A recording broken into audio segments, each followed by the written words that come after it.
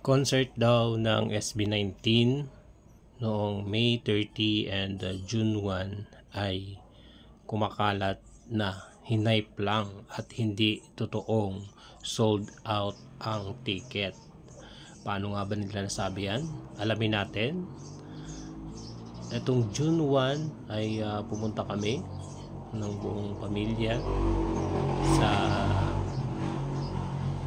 concert nga nitong SB19 na kung saan ay kung makikita natin ay wala masyadong tao nitong umaga. So pumunta kami dito alas 8 ng umaga, pero ang sinasabi na schedule ng concert ay alas 6 pa ng gabi.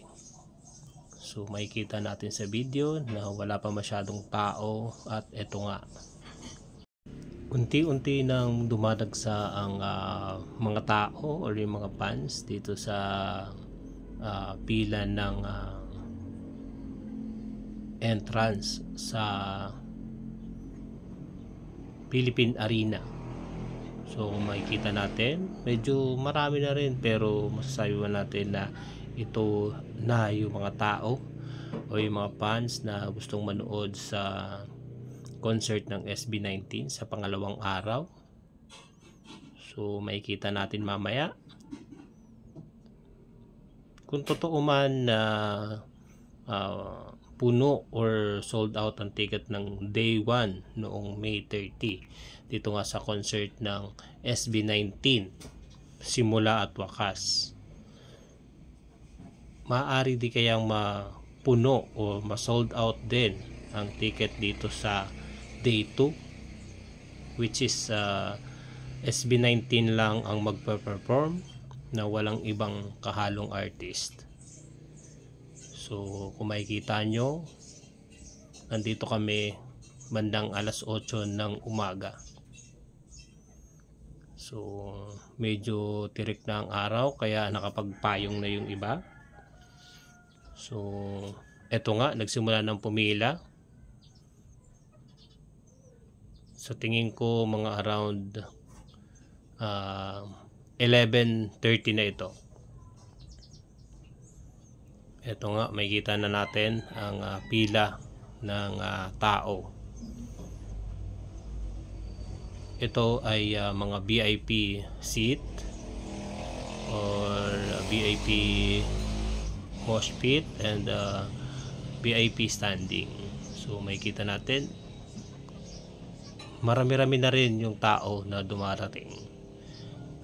Alas 12 nagpapasok na sila. So medyo matagal-tagal din ang inantay natin para makapasok. At dito nga nasaksihan natin yung mga parade na kung saan ay may mga banner ng SB19. Sa day 1 umano ay nagpalipad ng eroplano na may nakasulat na "The universe is yours, SB19". So hindi natin nakita yun sa day 1, pero dito sa day 2 hindi natin alam kung papakita ulit ng ganon. Surprise ang SB19. So ito nga at unti-unti nang gumagalaw ang pila. Paalala lamang sa mga a-attend ng ganitong klaseng concert, ipinagbabawal po ang outside foods, drinks at anumang snacks na dadala nyo. So dito ay ipinaiwan yung mga lahat ng aming snacks. So wala kaming choice kundi iwan na lang. So sana naman hindi nila diniretso sa sa tapunan dahil yun ay binili rin. Sayang din.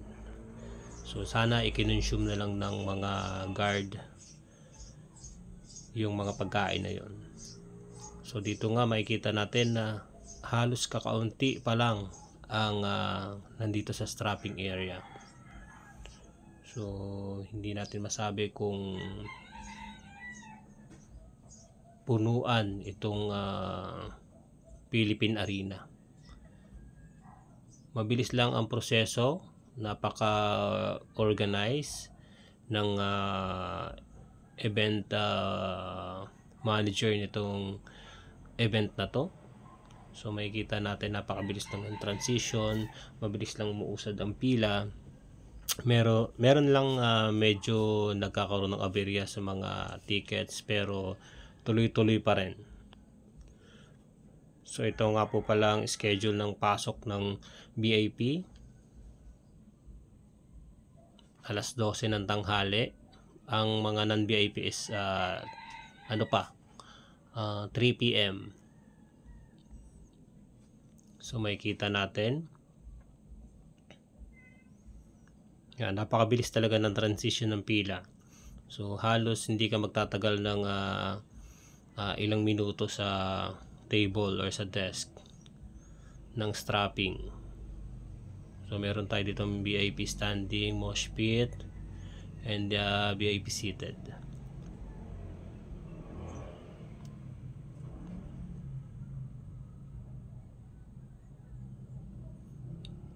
So may mga freebies silang pinamimigay. Ayan nga, nakakuha tayo dito ng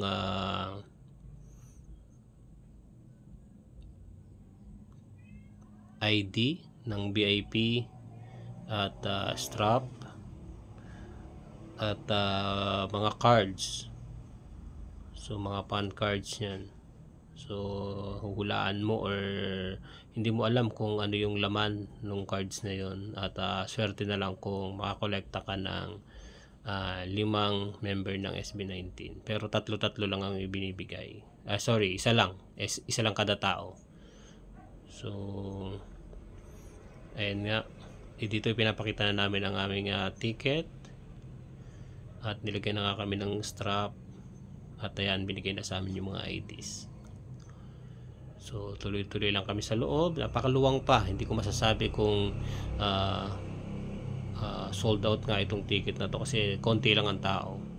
So ayan, tuloy-tuloy lang ang pila. Meron pa silang previous dito, sponsor nila sa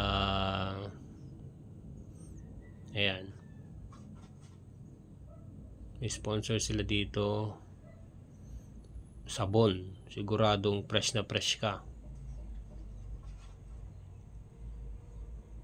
So medyo kaunti pa lang din ang tao. After nga dito ay naghintay pa kami ng medyo matagal-tagal dahil pinapasok kami ng alas 12. Pero siguro nakapasok kami mga alas 2 na sa mismong loob ng arena. So ayun nga, pinakita dito na merong binigay na watch o yung bracelet na kung saan ay nagsisync sa tunog ng music dito sa loob. At ito nga ay pinagbawal mag-video papasok ng arena, kaya nandito na kami sa loob tsaka lang kami nakapag-video. At ito nga, nakita natin na wala pa halos tao. So nakakapasok pa lang dito is mga VIP. So patuloy ang pagbaba ng mga tao. So ayan, at ginulat nga nila tayo dito, bigla na lang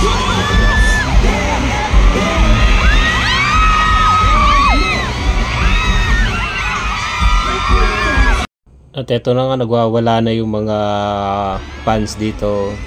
Nakikita natin kakaunti pa lang din yung mga tao, pero grabe yung energy na ibinibigay nila. So ito ay benefits lang ng mga VIP. So makikita natin kakaunti pa lang ang tao. So hindi pa natin masabi talaga kung gaano karami ang darating mamaya. So yun nga.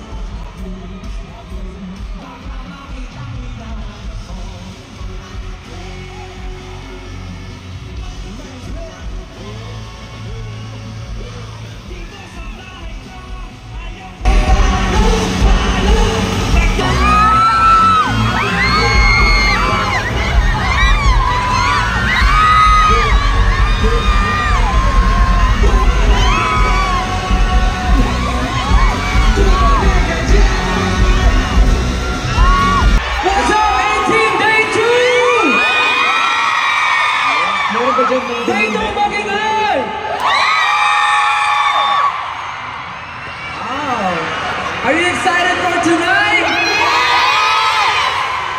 Sino dito yung mga umulit na kagahapon?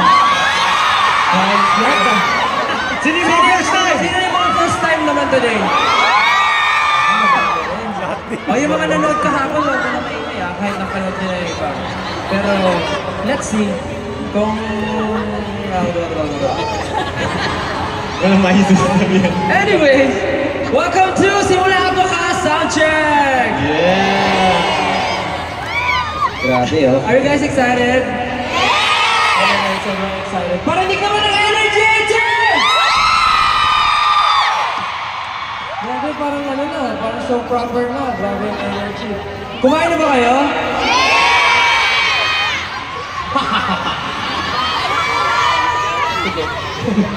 Pero gusto ko kayo sabihin?